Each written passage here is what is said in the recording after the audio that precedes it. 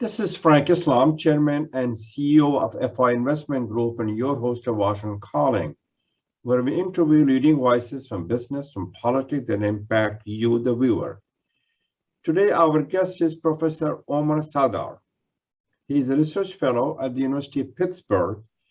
He is the author of several publications and reports on Afghanistan.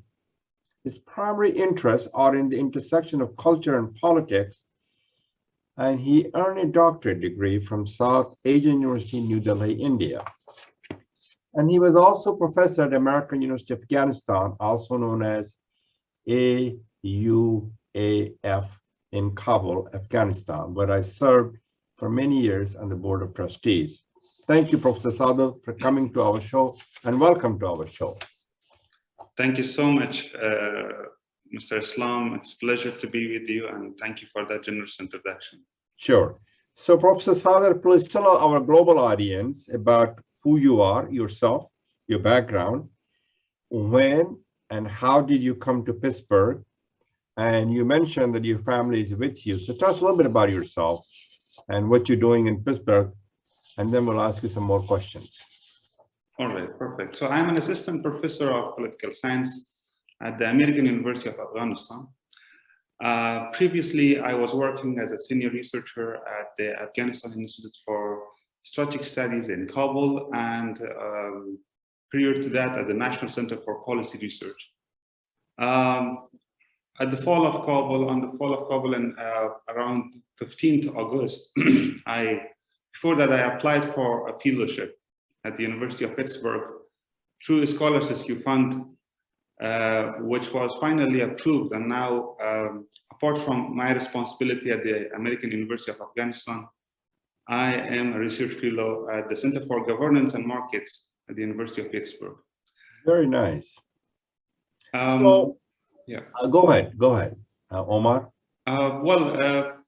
Connecting to your question related to my family, so at the fall of Kabul, on 15 August, almost it has been more than 100 days, those who were dissenters and the ones who were outspoken against the Taliban and the way the radical Islam has threatened the lives of many people in Afghanistan and the wider region, I was forced to leave the country and choose to seek an exile in the United States. It's an unpleasant experience so far, but however, I look at it as an opportunity in order to raise the voice of the people of Afghanistan here in North America. But at the same time, I'm sure we will get the opportunity to go back to Afghanistan one day. And one day you will be able to get back, and we welcome you in this nation. As President Kennedy once said, immigrants infuse this nation at the far horizons, a new frontier, thereby keeping the hope alive and well. So you're rendering your services very well. We're fortunate to have you. We welcome you to this nation. Thank you.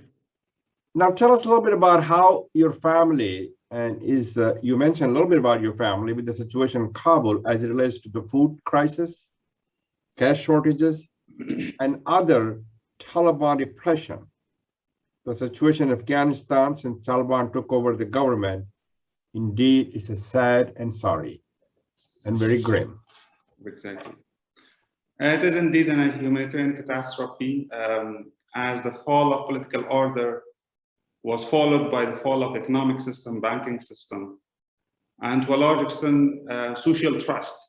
So unfortunately, according to different estimates, including United Nations UNDP, in the next 1 year, over 97% of the people would be under the poverty line. And many in this coming winter, they are struggling to get their bread for their families.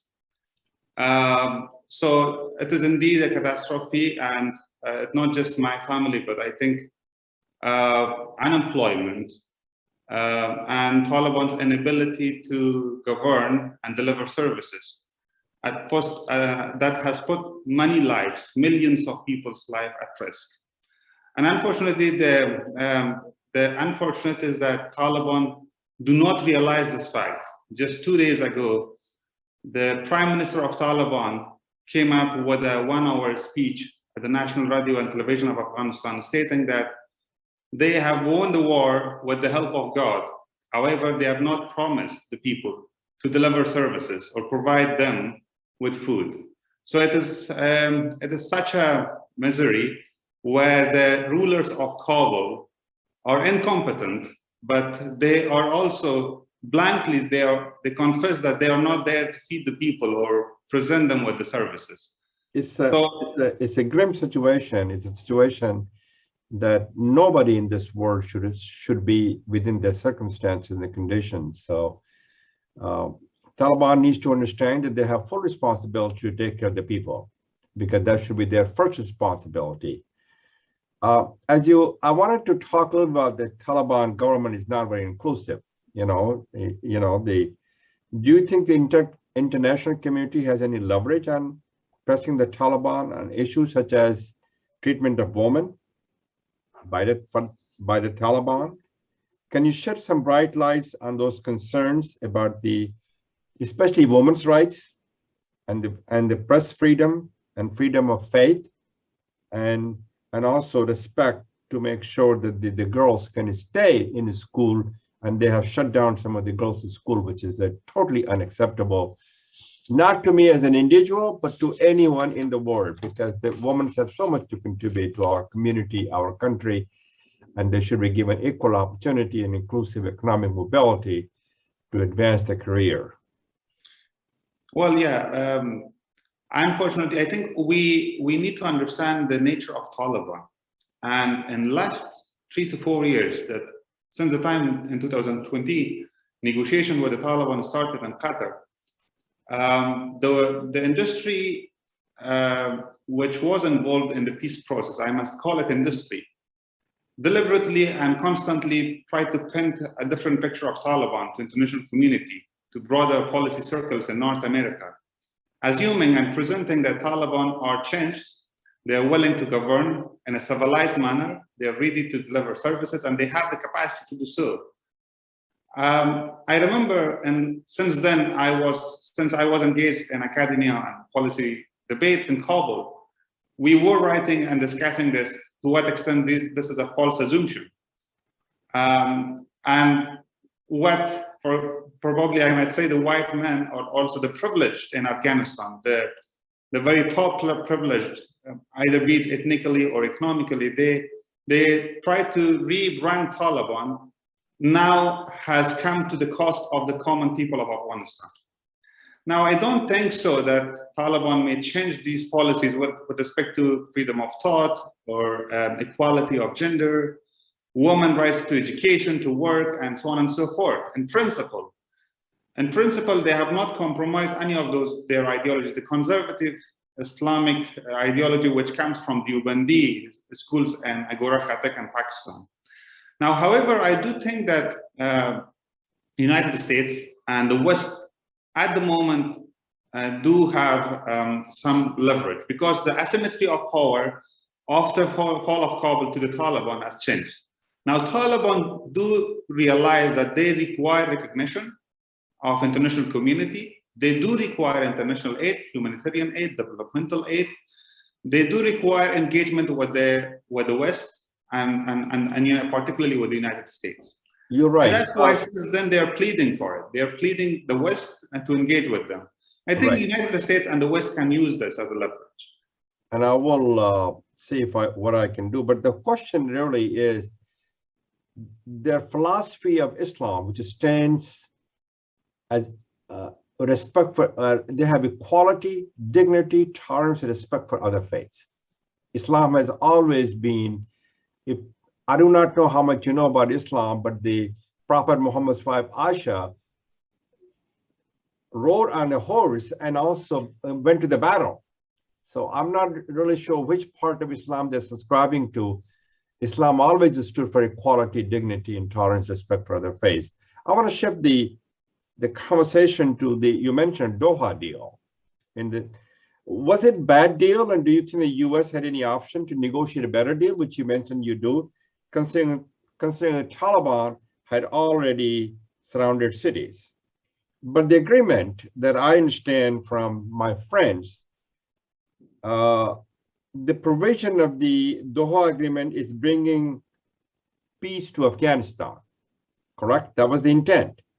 And also to make sure that the peace is between Afghanistan and the Taliban, and the agreement also included talks between Taliban and the government of Afghanistan, and which did not occur.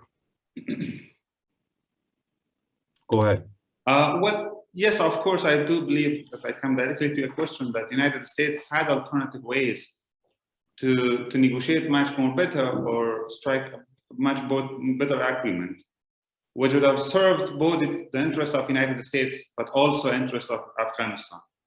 At the moment, what we understand is that this was not a peace deal, it was a withdrawal deal.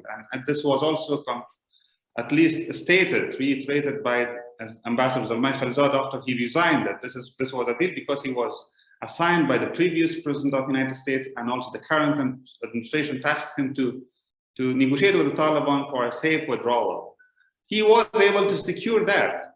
So in that goal, they were successful. However, the way the transition of power from the Republic to the Taliban, but also the way withdrawal took place, was a total disaster and failure. It happened because, first of all, I think the way Ambassador Zalmay Khalilzad perceived the Taliban, and the way he just tried to engage with the political wing of it and those who were in Qatar, ignoring the rest, rank and file, and the radical factions in Pakistan and Afghanistan, that was one of the key causes of the failure. That he did not understand that Taliban was not a monolith entity, and they were diverse, consists of different segments and fragmentations. And of course, those who were in Qatar did not have enough leverage over the rest. And it's very clear now at the moment. Second, it was a rash decision. The aim was to just get rid of Afghanistan because it was assumed that this was a prolonged war and it was meaningless to remain there and engage. And as President Biden later on came into power, he said that nation building was a failure process, and it's not the responsibility of the United States to do so. Of course, it was not responsibility of the United States, but the United States started this intervention. They were responsible for this war in 2001. So that's why I think in terms of overall goal, but also in terms of the way this should have been approached, the smaller techniques, and the way Taliban should have been controlled, that at least we could have not realized fall of political order and a state. But what happened on August 15, the entire 2 decades of state building project, political order, went into vain, all collapsed, and now the disaster that we face is because of the failure of the systemic failure. It's the lack of law and order in the state. Of course, still many assume that Taliban are much more capable to govern, but none of the indicators reflect this assumption. Well, the question that I have, do you think the Taliban is capable of governing Afghanistan and addressing the concerns about drug smuggling, extremism, and the rest of the stuff? And also, if I remember correctly, the cabinet has all male, no female, and they're all from the Pashtun. They're Pashtuns, just like Ashraf Ghani was. So as you know, there's a lot of diversity in Afghanistan, and diversity brings the people together. Diversity should be a strength, but that's not the way they see it. Correct, Professor Sadr? True. Exactly. So I do not believe the Taliban will be able to govern, but also I don't believe that they will last longer. And so what exactly will be the alternative, sir? Yeah, a couple of reasons. First of all, of course, what you mentioned is important, inclusion and diversity. And by inclusion, we do not, of course, do not refer to inclusion of a number of those who have been in power in the last 20 years, the corrupt patrimonial elite, political elite. However, inclusion in what I am talking about is designing a much more inclusive political system in terms of its structure and design, wherein we can have grassroots participation of the people at the local level, wherein they can contribute into day-to-day politics of not only their neighborhood or locality or province, but also at the national level. Right. Unfortunately, Afghanistan didn't have such kind of inclusive system in terms of design and structure, and Taliban also, or they're not interested to change the course of this political system. Rather, their emirate, whatever they assume as a political system, is much more centralized now in Kabul and in the hand of few mullahs or maulavis. That's number one. Second, they lack technocratic capacity. Governance is also about bureaucracy. It's a bureaucratic capacity. If you want a functional state, it requires a bureaucratic capacity. And for the bureaucratic capacity, you do require technical capacities. Unfortunately, Taliban did not express any willingness. Not only did not express any willingness to accommodate the capacities which existed from the previous government, but they also start purging those who were there. For example, numerous cases, Deputy Minister of Health, Public Health, remained in Kabul after fall of Kabul, and he tried to continue with his job. But he finally resigned after a month. The same as with many other examples that I can present to you, that how these, the previous government technocrats were either forced to flee the country and choose exile, or they resigned simply because they realized that they can no more work with the Taliban. The Taliban rank and file, of course, they are just militants. And militants who are brainwashed in a very radical Islam. And I understand, no, I totally endorse your fact that Islam is moderate the way that we know it in our constant common people. But also at the same time, Islam is not monolith. The way Taliban practice Islam is completely different the way probably you and I do. So, right, but they're governing. Do you see a brighter horizon considering the fact they are they're guided by their arrogance, in some cases ignorance? Exactly. Apart from two reasons, I can't see this, what you raised concern. So another reason probably is a well-functional governing state is also about cohesion between society and a state. And that cohesion means that you have to build certain, you should not force society. Coercion may not work, and particularly with the type of society that Afghanistan and Central Asia is organized, wherein society has remained to be, has choose to be autonomous to a large extent, and from the foreign intervention, be it from Kabul, for example, from top down or other way. So that's why I think Taliban represent only a segment of people of Afghanistan, and that is the rural mindset, the tribal mindset, and the conservative, those who are being trained in Haqqani madrasas or Deobandi madrasas. The rest of Afghanistan is not that. Ethnic-wise, you rightly mentioned, it's only rural Pashtuns, conservative rural Pashtuns. So how about the rest, the Persians, the Tajiks, right. the Tajiks and also the Shias. And, the Shias, exactly. In terms of gender, they are not inclusive. I want to talk a little bit about that in a minute. But before I talk about the attacks and the mass that occurred, by the Taliban or someone else, the Shia, but I want to talk about the humanitarian crisis and financial sanctions. Do you think that the things are headed, as Afghanistan does not seem to be a priority for the United States anymore? Because you spent about close to $1 trillion and thousands of lives were basically sacrificed and we didn't get anywhere, as we all know. And also the humanitarian crisis as it looms in Afghanistan is run by the Refugee Agency of the United Nations. And they also talk about the fundraising conference. Do you see a financial collapse pretty much in Afghanistan right now? Yes, there is financial collapse because the banking, the assets of Afghanistan, both from the United States and Ireland, they're frozen. Yeah.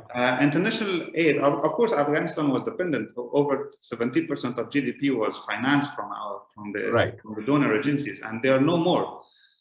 So the banking system faces shortage of currency. Liquidity is not there. And also the Taliban government is struggling to pay at least salaries of their own, the civil services and employers of the government. The banking system faces challenge. The market is collapsed because of market functions based on law and order, and lack of clarity, lack of trust has led to failure of market. Of course, many investors are forced to choose an exile. They do not trust anymore. the Taliban or the system. So that's why, of course, the system financially it has faced crisis in terms of even monetary policies. The Taliban has not been able to change anything, and unfortunately, the local currency is depreciated since fall of Kabul. Yeah. But of course, there is a need for humanitarian aid, and in this we have to be very careful and cautious the way that aid should be distributed to the people who are in need, without reinforcing or endorsing the Taliban and their rule, as they do not comply with very universal values and norms, including basic norms like human rights, women's rights, inclusive government. And unfortunately, I see if Taliban remain in power, they will change the course of how the way Afghanistan, in terms of its social political dynamics, is organized.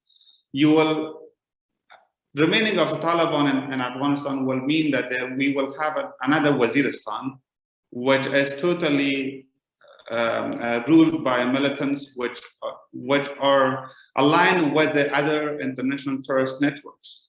Very well said. Where your point that, do you think there is a power sharing between the different factions? Because I don't see that's happening, because the power sharing is important, because it will do a check and maintain the balance of the power, and it will keep it more efficient governance. But that's not the case right now.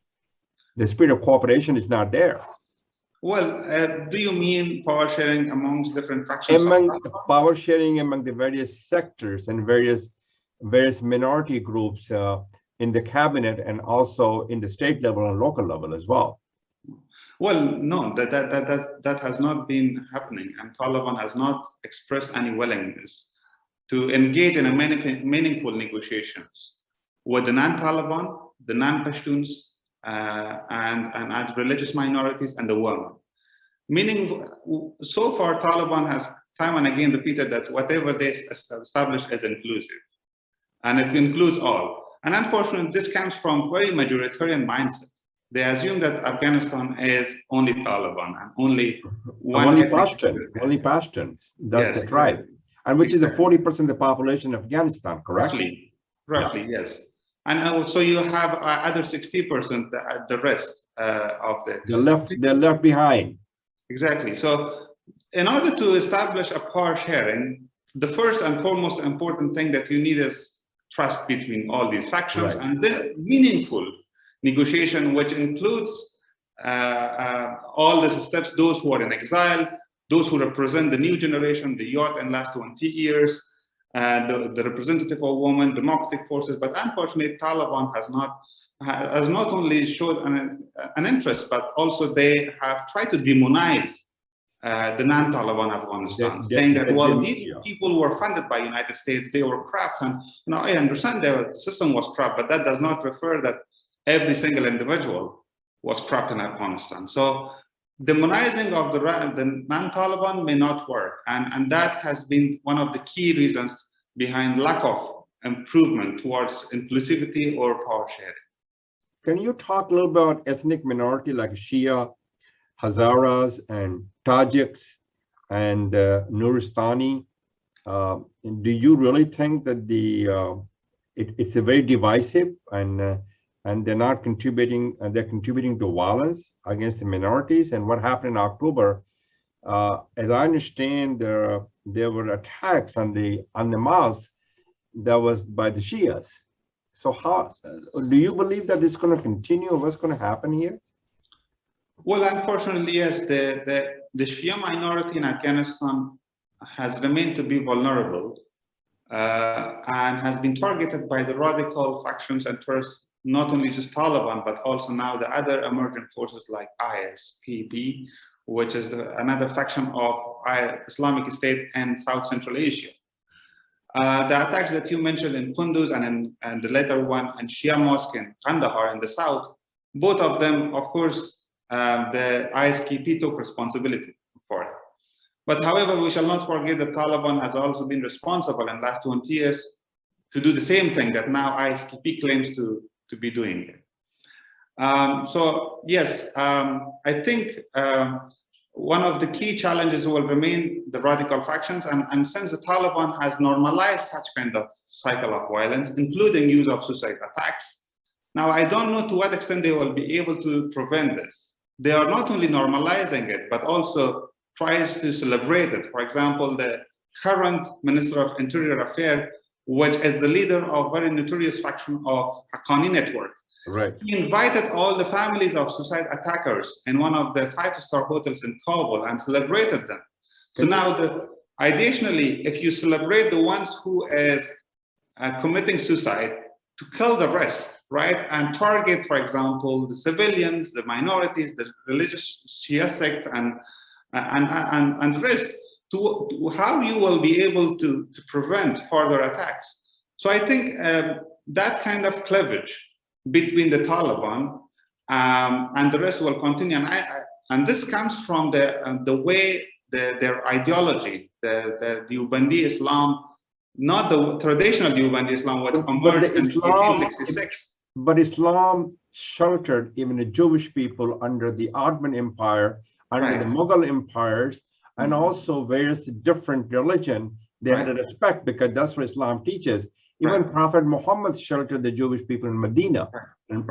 So so the question that really is, what kind of philosophy do they believe in it? They're just guided by their own arrogance and ignorance, and not understanding what Islam stands for? Well, no, I totally echo what you said. This is not as I said, this is not a tolerant multicultural Islam that we had. Afghanistan is a faith. It's not an ideology totalizing to cover and decide about all aspects of life, the way Taliban try to assume. Now, so in order to respond to your question, let me just go back a little bit in history. The time that Deobandi Madrasa was founded. But the Deobandi Madrasa is the one which is in Lucknow in India, correct? That was founded in India, northern Delhi, in Lucknow, in Deoband. But post-independence, the political wing of Deobandi Madrasas were split between post-Indian partition, between India and Pakistan, and a faction of Jamiyat Ulama Islam moved into the Pakistan, and they continue to establish and continue with this Deobandi brand. But what happened post-1980s, when Zia-ul Haq took over the power in Pakistan, he tried to engage and finance or host the refugees from Afghanistan, and also tried to raise funds from the Gulf and United States in order to finance jihad in Afghanistan. So unfortunately, in this phase from 1980s onwards, the Islam which was traditionally practiced in the region was transformed to a very militant, radical one, which was anti-modernity, anti-West, and anti all other forms of values, wherein these movements realized as a threat to inherent identity and culture of Islam. So that's why I think this version of Islam is completely different from what normally it is practiced. Okay, so that's a very nice thing. That's a wonderful what you explained in terms of the Deobandi Islam, which is totally unacceptable to the people in terms of the majority of Islam, who people believe in Islam. This is not what Islam is all about. Exactly. It's completely unjustified, wrong, unacceptable. And I hope they find a path to move forward and bring all the people together. If they're together, they can help shape a better future for Pakistan. And all the minorities should be represented in the cabinet, at the local level, at the state level. That's me talking. That's what I believe in it. Exactly. And that's something they're missing. So Professor Sadr, thank you for coming. We appreciate it very much. And thank you very much for coming to our show. Thank you for having me. It was nice talking to you. Thank you for the opportunity. This is Frank Islam wishing you a great week, and thank you for watching.